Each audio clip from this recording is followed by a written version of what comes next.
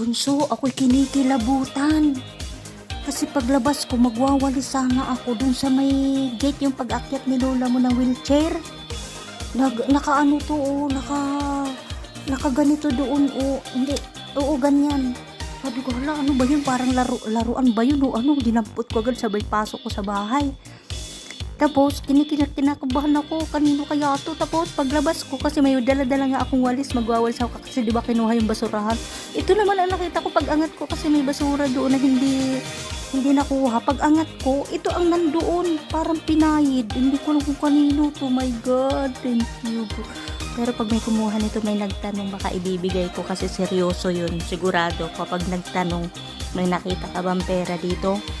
Sure na kasi wala naman nakakita sa akin na dumampot ako eh. Kaya ibibigay.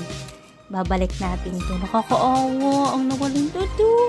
Pero bless ako pag ito walang nagtanong. Akin ka. Ito bunso, alam mo saan ko nakita? Ayan, dyan. Dito. Baka may makakita sa akin. Dito, dyan. Tapos, pagka balik ako sa kwarto ko, nilagay ko sa lamesa yung 50. Bumalik ulit ako para ayusin to kasi hindi kinuha lang magbabasura. Pag angat ko nito, may 10 uli.